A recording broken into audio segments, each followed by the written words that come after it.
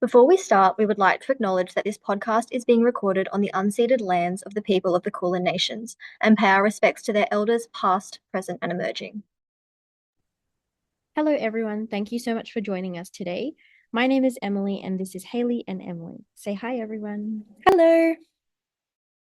We have done a bit of research around Western psychology and Indigenous culture and their ways of healing. The goal of this podcast is to work towards bridging the gap between Indigenous Australians and the Westernized psychological treatments that have been developed without their input and without them in mind. There has been a long history of a perpetual failure to acknowledge the values and ways of life of Indigenous Australians, and a systemic erasure of these peoples from Western society. One of the largest examples of this is the legal principle of terra nullius, that Australia was unowned and ungoverned despite thousands of years of Indigenous occupation before settlement. Indigenous Australians weren't even counted in the Australian population until the 1967 referendum. It's interesting how there has been similar colonization take place in the field of psychology and in Australian history. One of the leading colonizing forces in psychology was the theory of universality of behavior, disregarding things like cultural differences. There was also a negation of existing knowledge and practices. The imposition of Western knowledge systems influenced the creation of diagnosis and treatment of Indigenous Australians, treatments that fail to account for certain culturally specific traits and sensitivities. As a result, these treatments were generally ineffective or culturally redundant. To understand how to change psychology to be more culturally adaptable, we have to understand its current systems and theories. One of the main Western psychotherapies currently in use is the acceptance commitment theory, or ACT, which is a cognitive and behavior intervention method of psychological treatment. This theory tries to treat psychological disorders by instilling a higher psychological flexibility in its patients. The ACT theory was actually developed in the 1980s by psychologist Stephen C. Hayes. He created a contextual approach to psychology that creates more adequate psychological systems. It asks the psychologist to help their client accept their own thoughts and feelings. It also asks the individual being treated to ensure their actions align with their values. From the research we did, it seems that at its core, it's a flexible theory, instead of the rigid protocols of other Western psychological treatments. It is important now, following historical systemic discrimination, that we move to develop psychological treatments that account for Indigenous values in their development and implementation. Psychology has already taken the first steps towards bridging this gap, with an apology from the Australian Psychology Society in 2016. APS acknowledged their contribution to the erosion and attempted eradication of the Indigenous culture and knowledge. However, modern psychology has yet to become fully accessible and culturally applicable to Indigenous groups. While you were researching, did you guys find any specific ways suggested by Indigenous communities for Western psychology to become more culturally adaptable? Actually, there were heaps of resources from these groups on how Western psychology was failing Indigenous communities. One of the largest criticisms is that there is an individualistic and imperialistic approach to treatment, while in Indigenous cultures there is a larger holistic and community-based understanding of health. These elements are so important in Indigenous healing that the theory of social and emotional well-being was created. This approach suggests that for Indigenous communities, mental health and happiness has a strong connection with community and cultural identity. Successfully treating these groups require a larger emphasis on this than is currently being provided by Western treatments. Indigenous groups have also said that there is too large of a focus on pathologizing the experiences of Indigenous peoples. There is a general consensus among these groups that there is a failure to acknowledge contributing factors like systemic oppression, colonization, and past historical traumas, ultimately failing to address the broader cultural issues and context. Now that we have a solid understanding of acceptance and commitment theory as a Western psychological intervention, it feels like the right time to shift our focus towards the traditional healing practices of diverse cultures. Absolutely. Haley and I have spent some time researching Aboriginal and Torres Strait Islander peoples for this episode, as well as exploring the healing practices of other Indigenous communities. The first thing to note about Aboriginal and Torres Strait Islander healthcare is its deeply holistic nature. Unlike traditional Western psychology, which often treats mental health concerns separately from physical health, Indigenous healthcare emphasizes an integrated approach where mind, body, and spirit are seen as interconnected and equally important. Exactly. In Aboriginal and Torres Strait Islander communities, mental health is guided by a framework of social and emotional well-being. Principles like connection to country, culture, spirituality, family, and emotions all play a critical role in building a strong sense of self and purpose. It's about seeing oneself as part of a broader social and spiritual fabric that connects past, present, and future generations. That's really fascinating. So, how is this holistic approach to healthcare implemented for Australian Indigenous peoples? A key practice in Aboriginal and Torres Strait Islander healthcare is the use of yarning circles, along with other community focused activities like women's circles and men's groups. Unlike Western health models, which often focus on individual treatment, First Nations healthcare is also about reinforcing strong community connection and developing relational care. Absolutely. Aboriginal elder Uncle Boots from the Victorian Aboriginal Health Service highlights that many older First Nations people carry trauma when entering healthcare settings. That's why Indigenous practitioners dedicate significant time to building trust and relationships, ensuring that healthcare settings also function as community hubs. For many Aboriginal and Torres Strait Islander people, attending Western healthcare services can feel intimidating. So it's crucial that these services are inclusive, culturally sensitive, and involve Indigenous voices. Another important aspect of Aboriginal healthcare is the role of the Nyankari, or Aboriginal healers. Nyankari are traditional healers who can remove harmful or negative spirits from a person's body to restore spiritual balance, or use hands on techniques to treat physical ailments like pain and injury. Their healing practices aim to restore the vitality of the spirit, which ultimately helps to bring balance to the individual as a whole. So, this really ties into the holistic approach you mentioned earlier. The Nankari seem to work on a person's spirit as a whole rather than focusing on a specific localized area of the body or mind. Exactly. The Nyankankari often use traditional bush medicine, smoking ceremonies, and healing touch techniques to treat mental health issues in a way that addresses the whole person, not just the symptoms.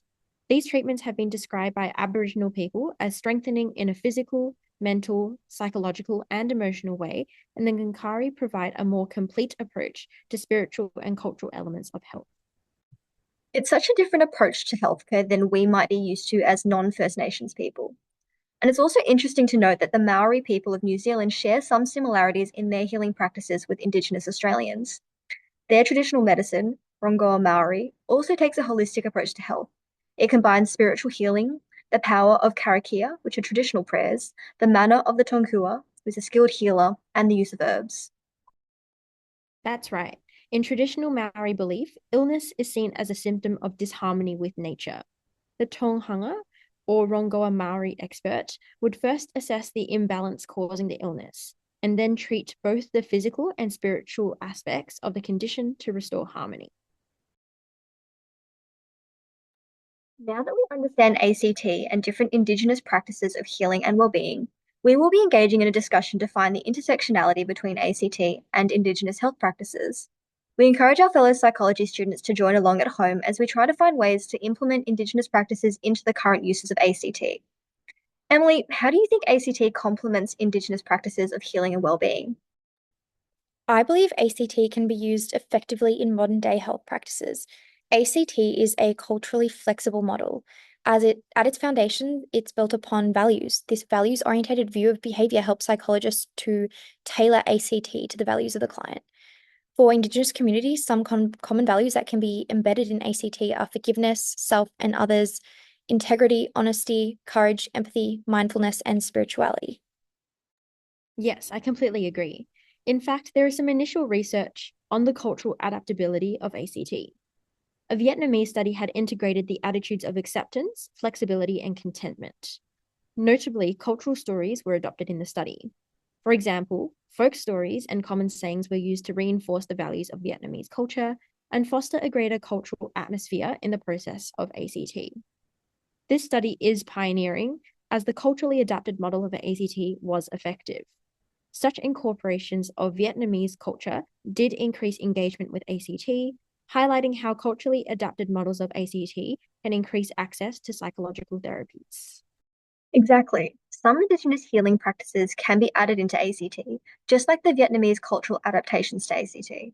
Creating a safe environment for Indigenous patients through yarning circles, performing a smoking ceremony prior to ACT, and integrating Indigenous stories are just some of the ways that Indigenous practices can be embedded into ACT.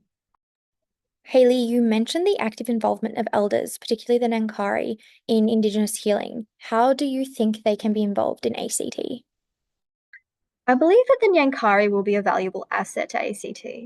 The Nyankari, with their expertise in Indigenous healing practices, can intertwine their knowledge into ACT, taking a more proactive approach in developing a treatment appropriate for specific clients. And this also transforms ACT from only being a psychological therapy to a more holistic treatment, including elements of body and spirituality. We have clearly discussed the intersectionality between Indigenous health practices and ACT. However, are there any challenges with integrating it? A lot of the Indigenous practices that I had researched were not empirically tested. Therefore, there is not much literature on Indigenous health practices in general. On the other hand, ACT steps are clearly conveyed in literature. This difference is because Indigenous healing and healthcare is passed on through oral traditions rather than documented on paper. Yet, this definitely does not undermine the importance of Indigenous practices. In fact, these practices have been sustained for many centuries, even beyond Western healthcare. This is a testament to the effectiveness of these practices, as it has been common practice in Indigenous culture. Since there is not much literature on Indigenous healthcare and healing, it is paramount that the implementation of Indigenous models of ACT is a working model between practitioners and the Indigenous community. This will ensure that ACT is consistently being reviewed and adapted sensitively to Indigenous culture, and this documentation can further improve the integration of Indigenous models of ACT into mainstream health practices. Wow, we have indeed seen some clear connections between ACT and Indigenous healthcare practices.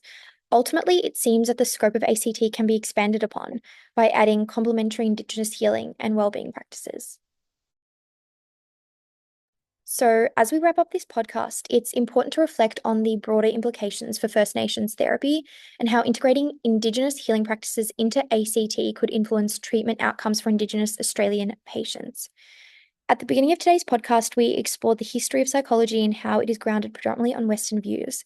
Therefore, cultural differences in psychology have been disregarded and not prioritized, even in current practices. We used ACT as an example of Western treatment that is psychologically focused and how it does not capture the holistic elements of well-being that Indigenous healthcare does consider. As Western practices dominate mainstream health services, it is paramount that we find the intersectionality between Western practices and integrate Indigenous healing and well-being, building upon the strengths of each of these treatments. Such integrations will improve the field's theoretical knowledge on Indigenous healing and well-being, adding to the needed documentation and research in the area. Beyond the theory and research, integrating ACT and Indigenous healing is important for practical application. The integration of Indigenous healing practices, whether that's through the inclusion of yarning circles, spiritual ceremonies, or the involvement of the Nyankari healers, can help build trust between patients and therapists. This is particularly important for Indigenous clients who may have experienced historical mistrust of Western healthcare systems due to colonization and ongoing systemic racism. That's right. By integrating Indigenous healing practices with a culturally flexible technique, such as ACT, we can decolonize healthcare to help create therapies that are more accessible, effective, and culturally inclusive. We can create more equitable healthcare treatment for Indigenous Australians by valuing holistic healthcare and the deeper cultural and emotional needs of the individual. As future psychologists, it's important that we think about how we can tailor our discussions with clients to their needs. A consideration of their culture, and implementing common practices, anecdotes, or references to culture can empower culturally diverse clients to champion their own individuality and voices in their sessions with a psychologist. Something as simple as a reflection on our cultural biases after conversations with other cultures can begin your journey to integrating culturally safe practices in consultations. Whilst there are still challenges ahead in terms of empirical research and integration, there is a huge potential for improving Western treatment therapies, such as ACT, to produce outcomes targeted for First Nations people. Continuing to discuss with Indigenous elders and the Nankari, it will help add to our current research on Indigenous healing and wellbeing in mainstream practices.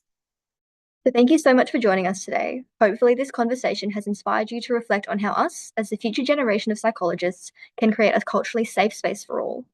If you'd like to share your thoughts on this episode, please feel free to reach out. We always welcome the opportunity to learn from any First Nations people in our journey towards becoming more culturally safe and reflexive future practitioners.